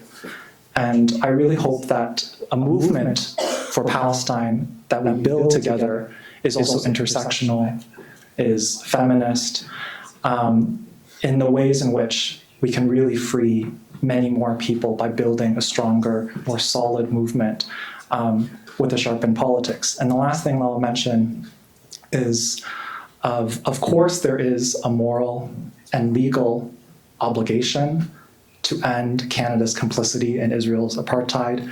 There's multiple International Court of Justice rulings where what's happening in Gaza is genocide, what's happening in the West Bank is an illegal occupation and apartheid that must end.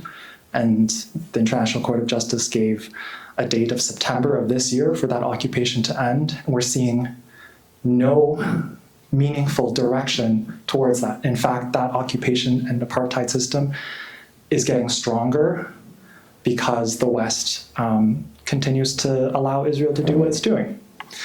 And so I hope we also understand that people who are under occupation and structural oppression, they ultimately know the solutions to their own challenges. They know how to liberate themselves. They know what they need. They know what self-determination actually looks like from Turtle Island to Palestine. And so we have to continue to listen to them directly. And I know ultimately Palestine will be free in our lifetimes, unfortunately, because of everything that we've seen over the past year or so, and by extension, 77 years. And I know that Palestine will free Palestinians in Palestine will free themselves through their efforts in resisting in all the different ways that are necessary. But that does not absolve us of our moral and legal obligations to end that complicity and how our taxpayer dollars, our government, all the different ways in which institutions are complicit, that is our responsibility to end those forms of complicity. And we only are able to do that if we work in coalition with one another, in community with one another, to build the people power necessary to force that change. And being in these kinds of spaces in which we continue to sharpen our politics, but ultimately get to know our neighbor, get to know the people that we are on the streets with, that is the only way forward to build a movement for a free Palestine here, and for self-determination and liberation of Indigenous peoples here. Thank you.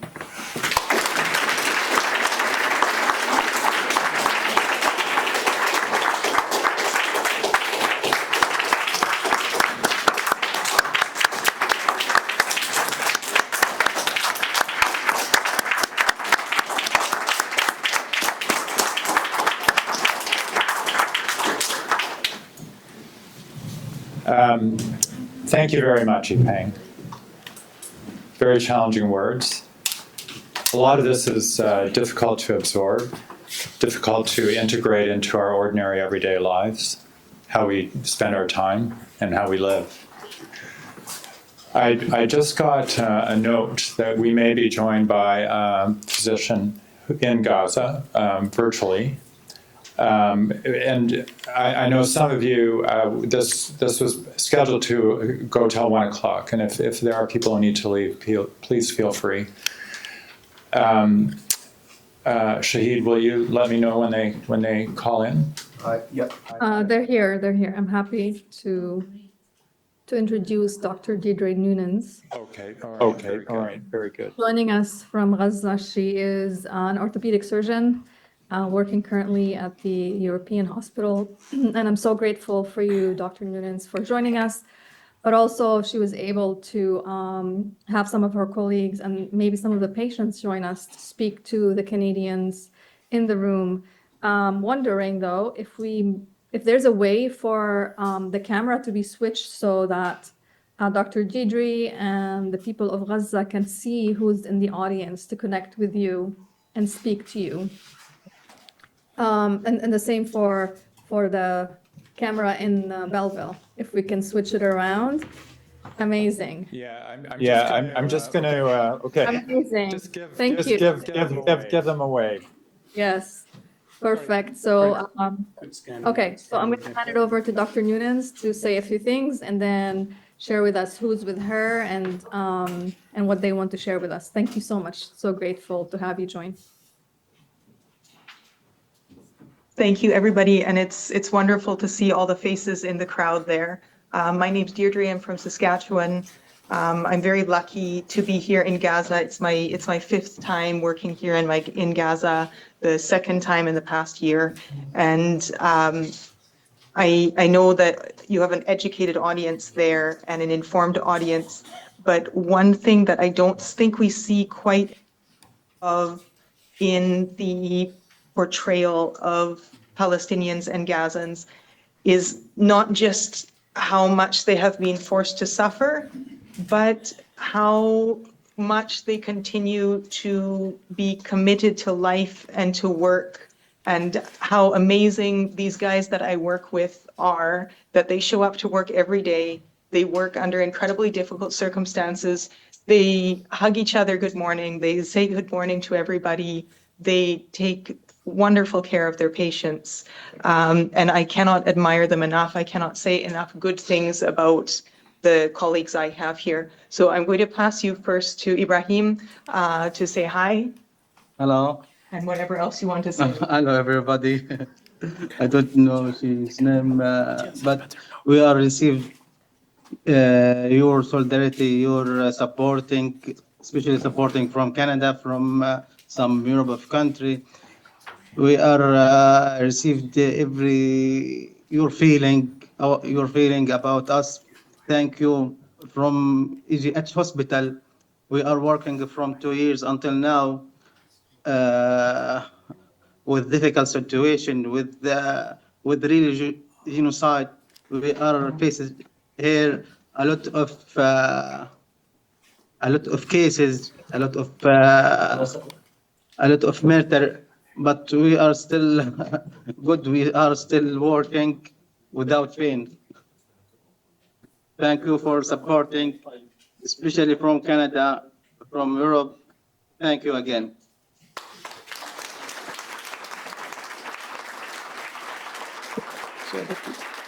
Yes. Yeah. Hello. Okay.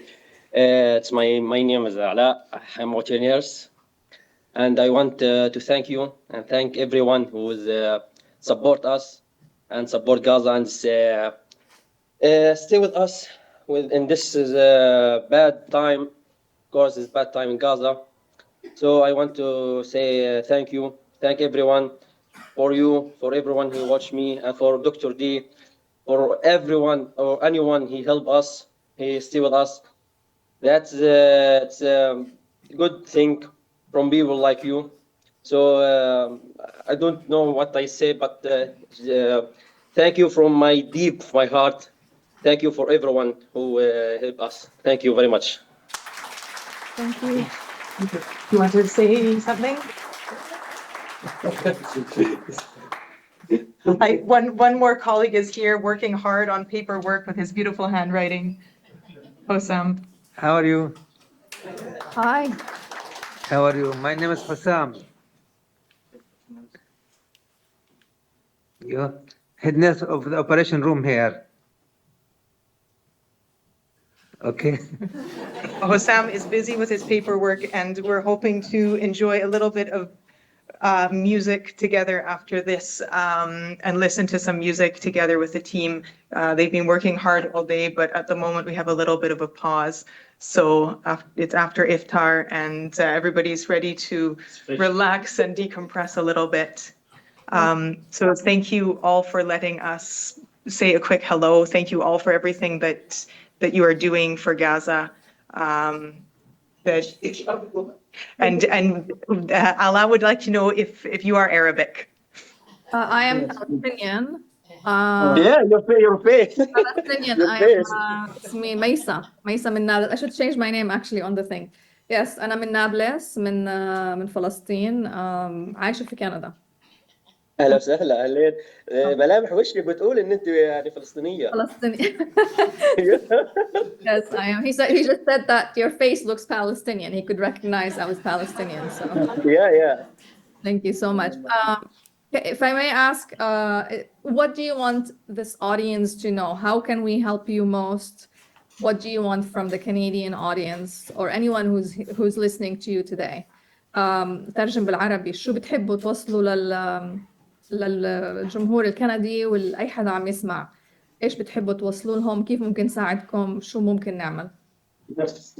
هو انه stay with us, just stay with us, stay with the right thing, not with bad thing, of course, and support us with everything. Maybe with your word, with your love, with your with your feelings about us. So this is very good for us.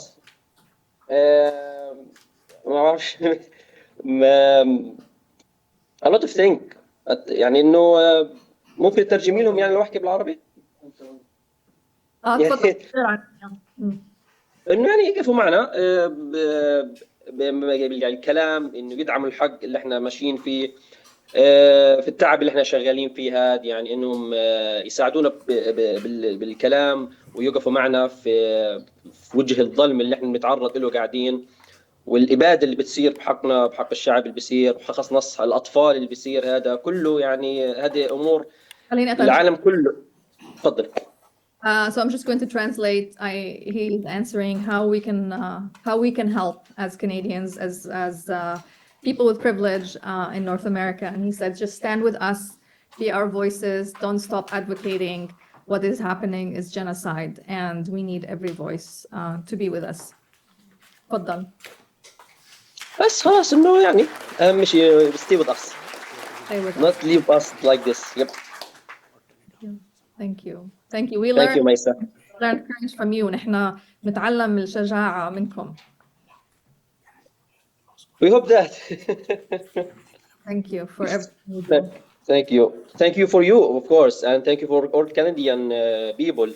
I think a lot of Canadian, what I know for my personal thing and friend, a lot of Canadian people, they stand with us and help us. Maybe the first thing is Dr. D. I think it's a lot of thanks for Dr. D because she helped us, stay with us day after day, night after night. So thank you very much, and thank you, Dr. D, very much. So much. Any questions from the audience? I think it's we're not going to keep them long because it's challenging to connect with Gaza. But if there's any questions from the audience, please let us know. If anyone has a question, say it out, and I'll repeat it over the microphone. Can you ask them to describe the availability of food, because it has been like 20 days since the blockade was stringently put in place, and it seems like the situation must be getting quite dire by now.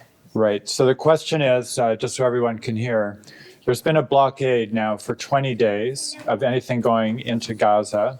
What is the situation for food? Are people getting food? What is the nourishment situation for people? It's about this food and situation. It's hard thing, and the food is maybe we're going to not have enough food for man, for baby, and for infant. It's a possible situation now because nothing entered to Gaza. Also the water, no water entered to Gaza, so it's going to a bad time and a bad thing.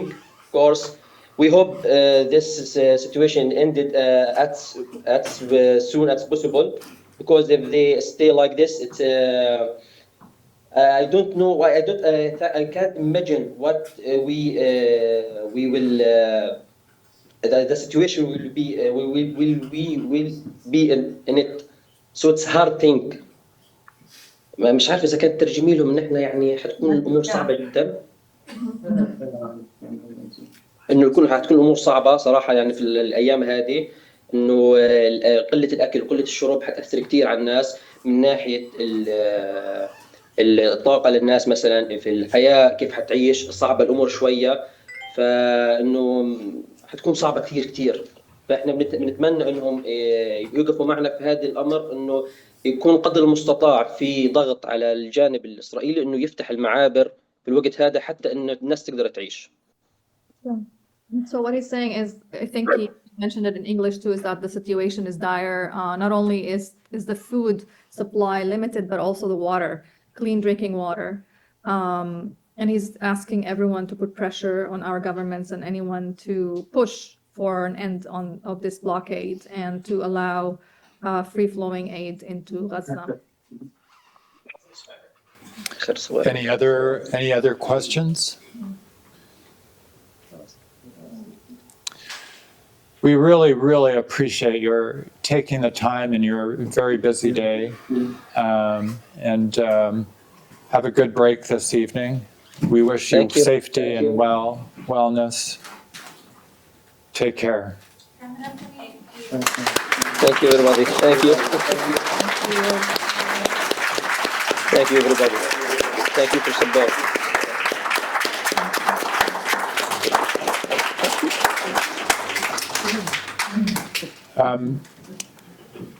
Shahid, do we have time for a couple of questions for the speakers? Or, yeah. Does anyone have a question for any of the particular speakers? And we'll take a question or two, and then Shahid is going to close the meeting. Yes. I have a question for Dr. Key. As someone working in healthcare as well,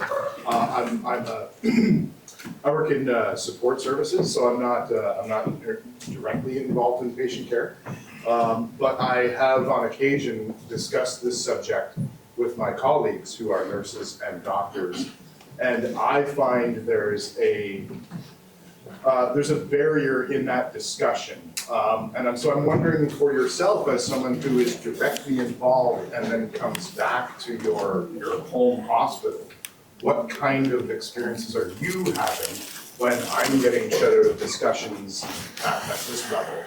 I imagine it's even worse for you at your level in this industry. I'll just summarize the question, and you correct me if I'm wrong. Our friend works in health delivery services in a support capacity, and is finding it very difficult to engage in discussions, and is feeling, kind of shut down at times.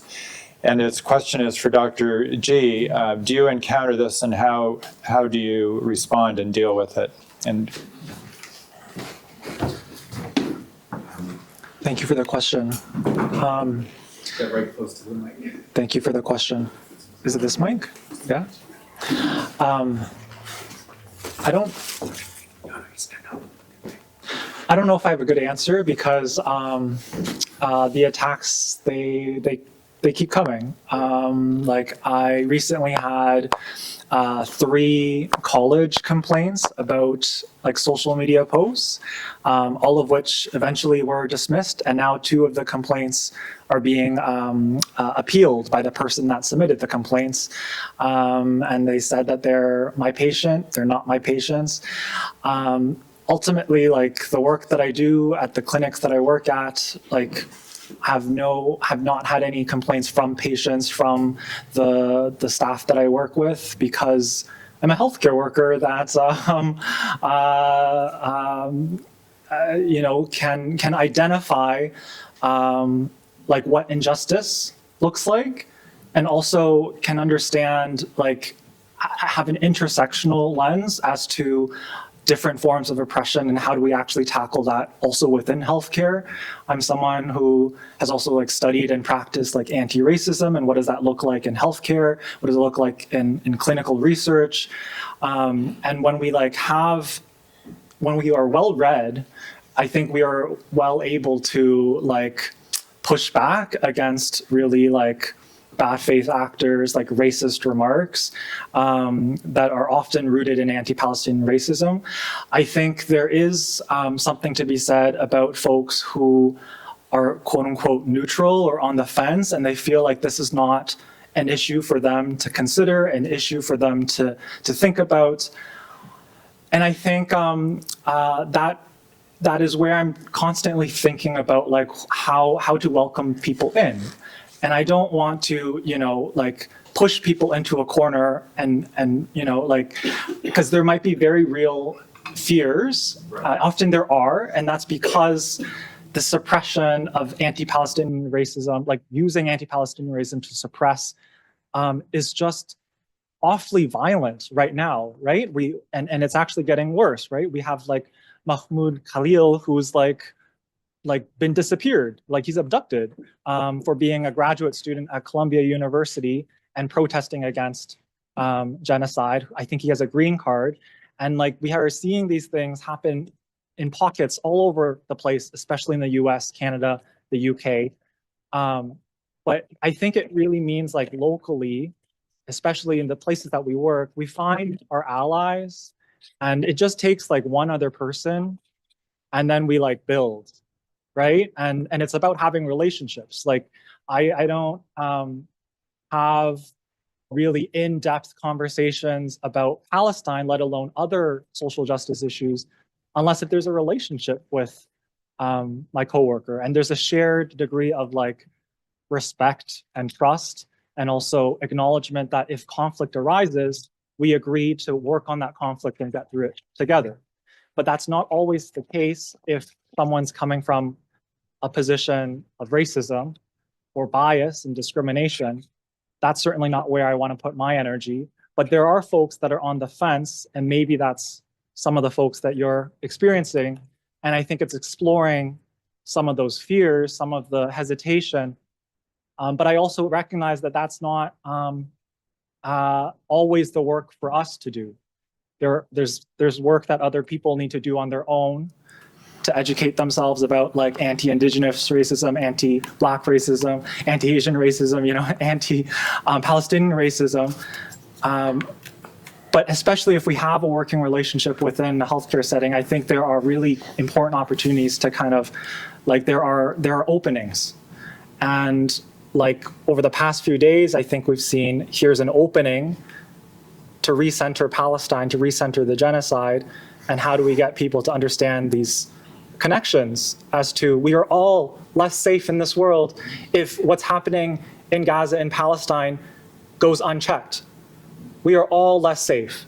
And so like, I recognize like capitalism is just like having such a havoc on people's lives here that people feel like they can't, take on any other issues because their lives are in this like, hamster wheel rat race. And that's really real. And we need to address that. But how is that connected to what's happening in Palestine? That is connected, right? We're not in this province, in this country, we're not appropriately addressing healthcare, education, housing, public transportation, but we are able to like allow companies to be subsidized in sending military technology to Israel. Only like 18% of active permits have been suspended. And there are these, anyways, I'll keep going on, but I'll leave it there. Yeah.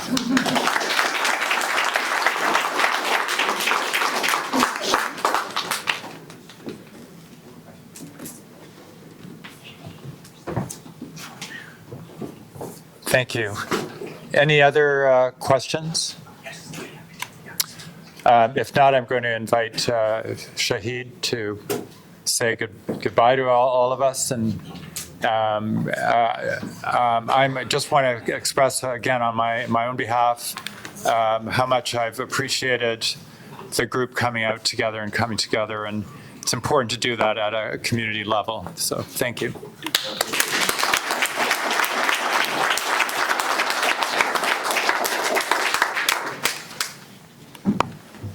Okay, very tall people have been here. So unfortunately, we lost our audio. This is a time for prayer, so they took our microphone off because this microphone and speaker, they're connected all the way. Can you hear me? I don't think. So yeah, I will continue. Meanwhile, hopefully, can somebody know when the prayer is over so we can turn on the mic? Can we find out from downstairs? If, yeah, so once that is done, we will have louder voice. But basically, yeah, thank you very much. We are running out of time, and thank you, Mesa, for bringing the doctors from Gaza. It was just heartbreaking to see them work in those hard situations, and like just they're putting their life online basically just to do their work, and they're just doing the work for the humanity. So at this point, I would like to thank our sponsors of the event and the organization for endorsing. Doctors Against Genocide, huge thanks to Mesa and her team to backing our event and our small group who are trying to do as best as we can. Doctors Without Borders have provided their very valuable speaker to speak with us. I think these are still working. So at the same time, we have another local organization, a coalition against coalition for suppression of genocide from Peterborough. It's good. Okay, good. Testing. Yeah. I'm gonna have to repeat all of that. Sorry. No, I'll keep going. So we have support from Independent Jewish Voices. Laura is here, our member from Jewish community. Not last, but more importantly, what I wanted to thank is Belleville Mosque. As I mentioned earlier, we got cancellation after cancellation, and people were just getting afraid or worried what's going on. And Belleville Mosque at that point, which normally they just want to stay out of the limelight, they just stepped up and said, yeah, we'll support it, let's do it. So huge thanks. So I do not like call for donations or anything, but I asked Megan to put a link here. If you want to give any donations, just consider that organization, which is, they also send funding to Gaza for, we just sent funding for food for Gaza just recently from the Belleville Mosque. And not any less important, I would like to acknowledge Christchurch Angelical, especially Reverend Jeff O'Hare. I believe he's not here. No pun intended. He has offered his unequivocal support to host our event. When I called him and I was looking for spaces, he offered his church to host this event. Unfortunately, not on this Saturday, it was a future day. But his gesture of kindness is just forever going to be making a place in our hearts. So great thanks to Reverend Jeff O'Hare. We have, again, a huge support and thank from Intelligencer, Derek Baldwin specifically. He has thrown his full backing, covering nothing but truth. And I have not met him personally, and I'm going to hug him when I see him, and he's going to regret it. Huge thanks to that guy. It's very hard to stand for truth, especially when you have oppression, especially when somebody is pushing back and your job is at risk. Dr. G is a great example of that whole thing. We have Amnesty International support, Mika. Without Mika, we would be not able to do even half of what we're doing.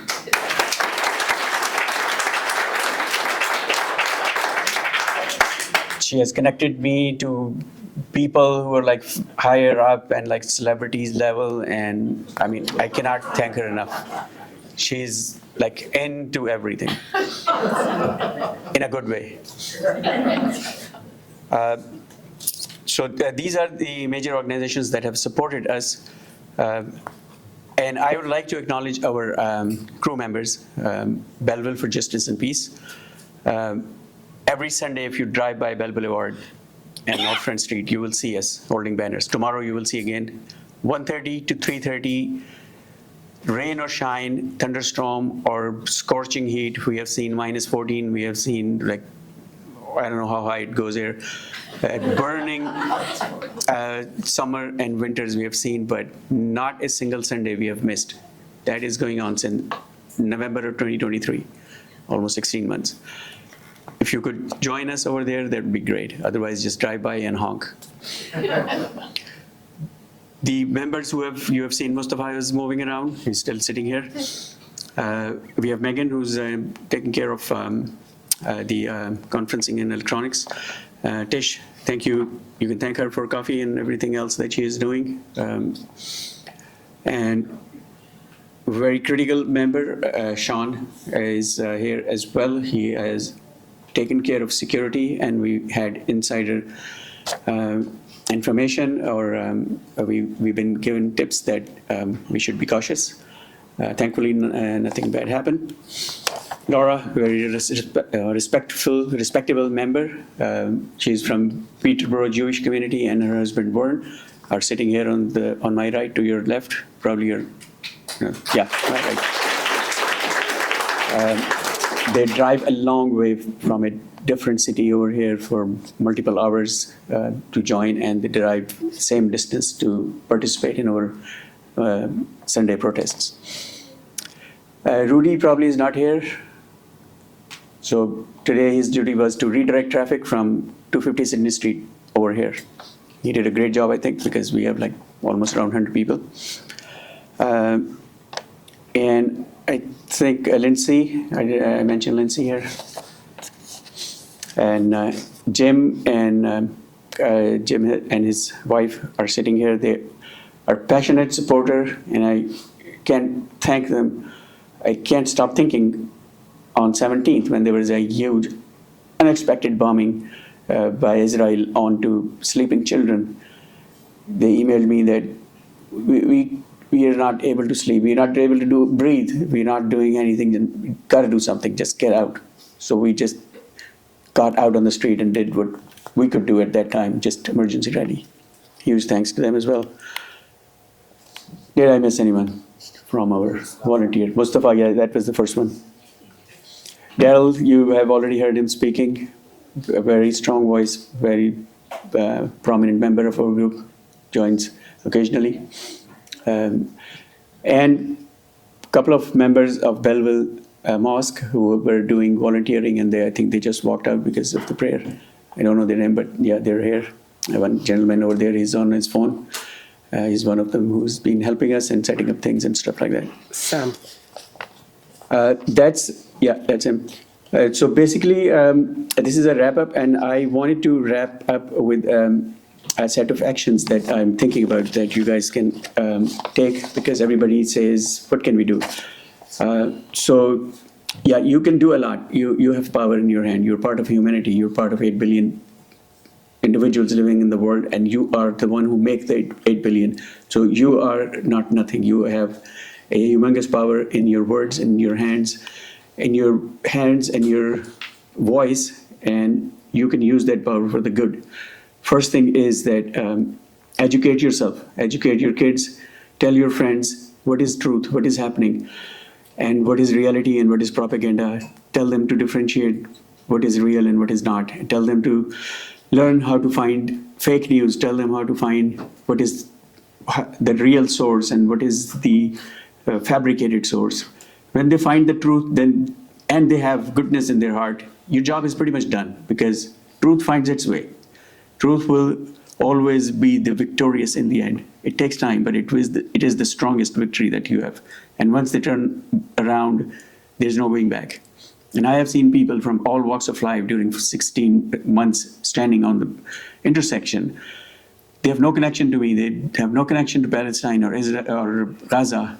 And they walk up and they say, we can see this happening and we are outraged, and please tell us what we can do. You can write, if you have social media, you can write to the social media. You can write to our MPs and MPPs. And one more thing you're going to write, which I'm going to urge you do, is to write to the mayor and city. And I'm going to get to it in a minute. And the other thing you can do is with your wallet. You have a wallet and you earn your money, and you have a right to decide where you spend it. and you can make a choice to spend it in the right way, and you have a choice not to spend it to those who support genocide. The organizations that have, if I say the names, I don't know if someone is going to sue me or something, but we all know their names, and stop spending money on them. BDS.org is the site that will give you whole detail. There is an app that you can download on your phone, and you can scan the product and see what the heck they're doing in the background.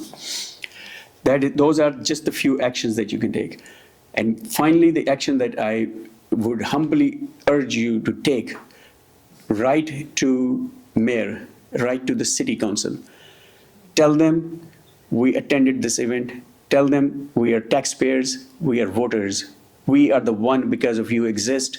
We are the one who owns this city. We have a right to use the public facilities. That's right, yeah. And you have denied access to the public facility to a group that is peaceful, that was just using their right of expression, and they had been forced to use a private facility, and they have been labeled as controversial. And we don't like that. We need answers, and we demand that you provide an explanation. And if you admit there is a fault, we need apology from every single individual who has been involved in this, including the CEO of the Belleville Library, who's the first one, Trevor Pross.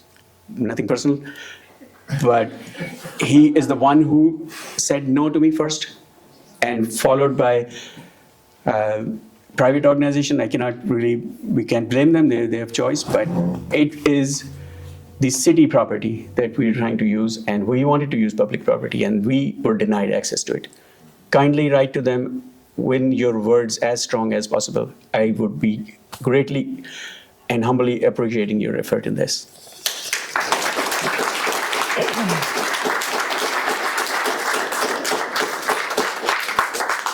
Okay, finally, do we still have someone on the Zoom? Yes. Okay. Zoom is still Yeah, live. I'd like to thank Mesa as well for holding the other end of this conversation. You want to have any closing comments? I just want to thank you so much for the enormous effort to put this together. I mean, I'm very, very, very grateful for you being resilient and not giving up on this event. I'm thankful for everybody who showed up despite the multiple changes. And I'm just reflecting how important it is to do these events, you know, in community, to bring people together, to bridge the gaps between what's happening in Palestine and the local community, and how close we are and interconnected. So I want to thank you all. Please consider joining Doctors Against Genocide.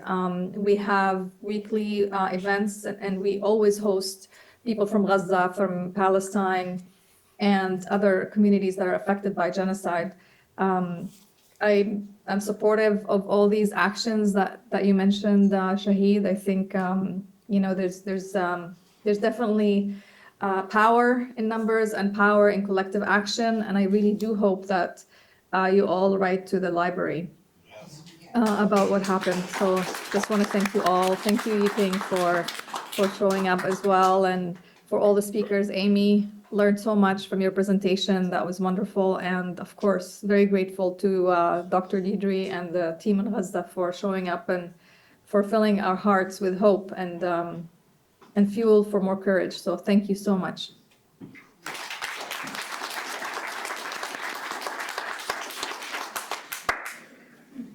I don't know if you want to give it for Amy to say something. I just want to say thank you so much for having me, and thank you so much to everybody who attended. It really means a lot that you took some time out of your Saturday to come and get a chance to hear all of us speak. Thank you.